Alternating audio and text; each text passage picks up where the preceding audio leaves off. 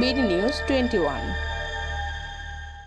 এই জান্নাতের টিকিট বিক্রি করে বাংলাদেশে আমার তো তাই মনে হয় বাড়িতে বাড়িতে তাদের কর্মীদের পাঠিয়ে বলছেন দাড়িপাল্লায় সামনে যদি ভোট দিলে পরে এটি আপনি বেহেশতের রাস্তা সুগম করলেন।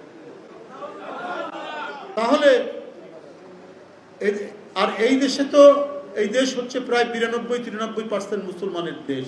আবার নতুন করে একটি রাজনৈতিক দল কোন ইসলাম প্রচার করবে এবং তারা এমন ভাবে প্রচার করছেন যেখানে বিভ্রান্তি আসছে, যেখানে আল্লাহর একাত্মবাদ তৌহিদ, এই তৌহিদের জন্য এই দেশের ইসলামে বিশ্বাসী মানুষ জীবন দিতে পারে, সেখানে আরেকটি কোনো ধারা আপনারা কি নিয়ে আসবেন যাকে তাকেও মানে মানতে হবে?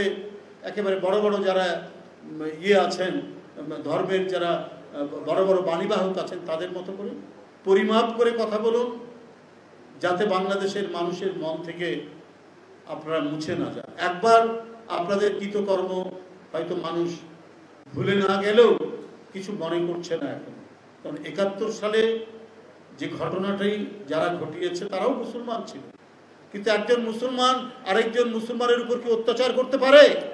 একজন মুসলমান আরেকজন মুসলমান মেয়েকে কি তার শ্লীলতাহানি করতে পারে? আর এটাকে যারা সাপোর্ট করে তারা কি ভালো মানুষ? তো এই ধরনের অপরাধের অভিযোগ আপনাদের বিরুদ্ধে আছে।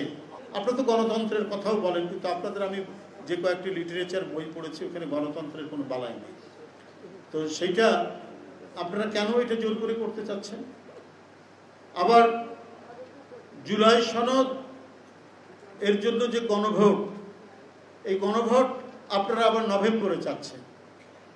অধিকাংশ দল কিন্তু একমত হয়েছে যে যেদিন পার্লামেন্ট নির্বাচন সেদিনই গণভোট হবে। তাহলে আপনার কি হবে? সময় বেশি লাগছে না, একই খরচে হয়ে যাবে।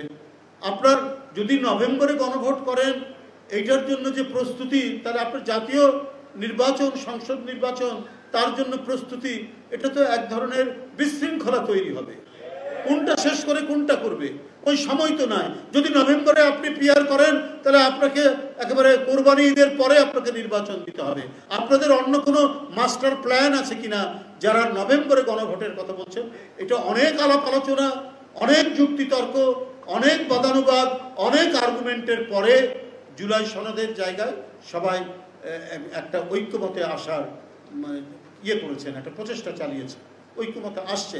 তো সেই ক্ষেত্রে আবার আরেকটা শর্ত দিয়ে এটাকে একটা বিশৃঙ্খল তৈরি করা, এটা জনমনে একটা বিভ্রান্তি তৈরি করাটা কেন? ওই রাজনৈতিক দল সহ কিছু রাজনৈতিক দল তারা ভাবতে বোধহয় কোনোভাবেই নির্বাচন চাচ্ছেন না, কারণ এদের অতীত ইতিহাসে নির্বাচন গণতন্ত্রের প্রশ্নে এদের কোনো কমিটমেন্টই নাই। এটা প্রমাণিত। এটা একটি রাজনৈতিক দল বলেই যে আমরা শুধু বলছি, বলার কথা ওই জন্য বলছি তা না। এর প্রমাণ ৮৬ সালে দেখেছেন না? সবাই বলল এরশাদের অধীনে নির্বাচনে যাব না, শেখ হাসিনা চলে গেলেন, তারপরেও সেই ইসলামী দলটি চলে গেলেন, বেগম জিয়া যাননি। যে কথা দিয়েছেন সেই কথা রেখেছেন।